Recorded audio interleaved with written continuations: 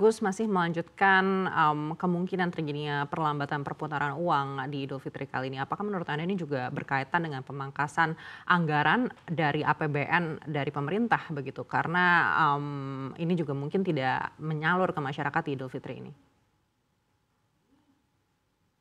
Ya, memang kalau kita, ini ya, lihat ya dari beberapa faktor yang menjadi faktor penghambat pertumbuhan ekonomi di kuartal 1 tahun ini, memang kebijakan efisiensi anggaran pemerintah yang, kemarin diumumkan oleh Pak Prabowo, ini kalau kami lihat memang mendapatkan respon yang cukup beragam ya, baik itu dari pelaku pasar maupun dari kami yang coba menghitung seberapa besar dampaknya ke perekonomian. Dari asumsi yang kami bangun, kemudian dari perhitungan kami, memang kebijakan pemerintah yang menahan belanja tersebut ini berpotensi menurunkan pertumbuhan ekonomi sebesar 0,2 sampai 0,4 persen poin di kuartal 1 ini. Yang mungkin secara keseluruhan pertumbuhan di tahun ini yang sebelumnya kami memperkirakan bisa tumbuh di sekitar 5,1 sampai 5,2%. Jadi di keseluruhan tahun ini kami juga melihat ada potensi ada penurunan pertumbuhan secara keseluruhan tahun di sekitar 5,1%. Itu karena beberapa faktor tadi, salah satunya efisiensi anggaran yang dilakukan oleh pemerintah. Baik, apakah ini juga akan mempengaruhi pertumbuhan ekonomi di sepanjang 2025 ini? Ya, sebagaimana yang tadi saya sampaikan, memang kebijakan efisiensi anggaran ini yang tadinya kami berekspektasi memperkirakan pertumbuhan ekonomi keseluruhan tahun 2025 itu di sekitar 5,1 sampai 5,2%. Tahun ini kami memperkirakan sedikit menurun di 5 sampai 5,1% secara keseluruhan tahun. Nah, salah satu faktornya itu tadi kebijakan efisiensi anggaran yang dilakukan oleh pemerintah. Namun di satu sisi kami juga melihat sebenarnya kebijakan efisiensi ini juga ada faktor yang eh, cukup positif ya, karena kalau kami lihat memang dari sisi budget itu akan relatif lebih terjaga dari sisi defisit fiskal, tapi di sisi lain memang ada konsekuensi ekonomi yang diakibatkan dengan tertahannya belanja pemerintah.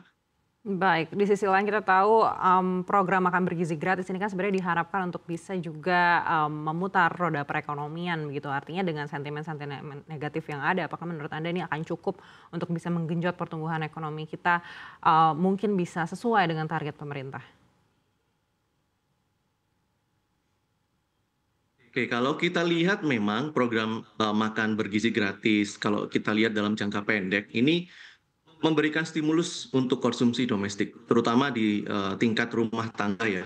Kalau kita lihat memang dengan adanya program makan bergizi gratis di lingkup sekolah, tentu sebagian porsi pendapatan di rumah tangga yang tadinya dialokasikan untuk konsumsi ini bisa digunakan untuk atau dialokasikan untuk kebutuhan lainnya. Jadi harapannya memang kebijakan MBG ini juga di sisi lain ini bisa berpotensi mendorong peningkatan aktivitas ekonomi lokal di sektor lainnya.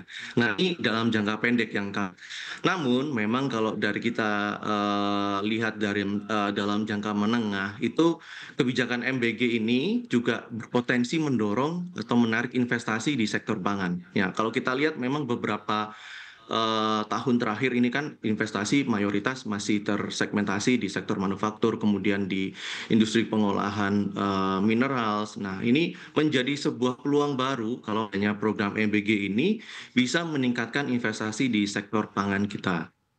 Baik, lalu kebijakan apa yang ditunggu, baik itu secara fiskal atau moneter yang mungkin dalam jangka pendek ini bisa menenangkan pasar begitu untuk bisa mungkin meredakan kekhawatiran yang ada?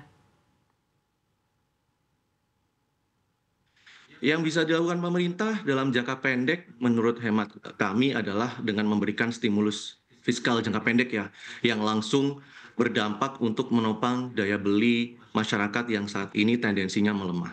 Nah, beberapa kebijakan yang sudah dilakukan seperti subsidi terhadap beberapa komponen kebutuhan dasar seperti tarif listrik, kemudian bahan bakar rumah tangga, kemudian kemarin ada diskon untuk tarif angkutan udara, itu menjadi hal yang positif untuk menopang daya beli masyarakat saat ini. Namun kami juga melihat beberapa hal atau kebijakan yang bisa dilakukan atau didorong oleh pemerintah dalam jangka menengah, yaitu mungkin pemerintah bisa mendorong percepatan proyek maupun investasi padat karya untuk meningkatkan penyerapan tenaga kerja formal. Nah, ini menjadi hal yang cukup krusial karena kalau kita bandingkan dengan kondisi saat ini, penyerapan tenaga kerja formal itu trennya terus turun. Nah, ini menjadi sebuah isu juga. Kalau misalkan kita harus mendorong penyerapan tenaga kerja formal ini untuk memperbaiki daya beli masyarakat. Baik, bagaimana dengan keputusan moneter untuk memangkas suku bunga? Apakah menurut Anda sudah cukup urgent dilakukan saat ini? Ya, kami melihat Bank Indonesia saat ini masih fokus untuk menjaga stabilitas nilai tukar rupiah ya. Jadi di tengah tekanan global maupun ya dinamika di ekonomi domestik, fokus Bank Indonesia dalam hal ini kami masih lihat fokusnya masih untuk menjaga stabilitas nilai tukar rupiah. Namun kami melihat ruang untuk pelonggaran suku bunga itu masih sangat terbuka untuk Bank Indonesia, terutama beberapa kali dalam statement Bank Indonesia menyatakan bahwa kita perlu menyediakan kebijakan yang akomodatif untuk mendukung pertumbuhan ekonomi. Itu sebenarnya sebuah sinyal kalau kita lihat memang BI masih terbuka untuk melakukan pelonggaran suku bunga kembali.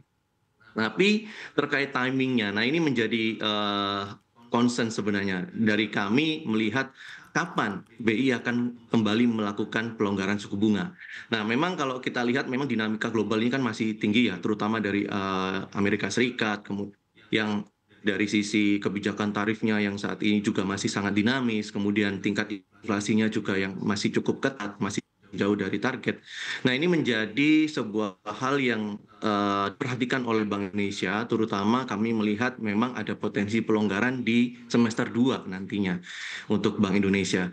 Kemudian dari sisi dinamika domestik juga, beberapa hal yang menjadi faktor kenapa Bank Indonesia hingga saat ini juga mungkin menurut kami mempertimbangkan untuk mempertahankan rupiah, mempertahankan suku bunga karena memang saat ini sentimen di pasar juga masih cukup dinamis ya, masih volatile. Jadi fokus BI saat ini uh, untuk menjaga stabilitas nilai tukar rupiah, namun ruang untuk pelonggaran suku bunga masih terbuka di semester 2 nanti.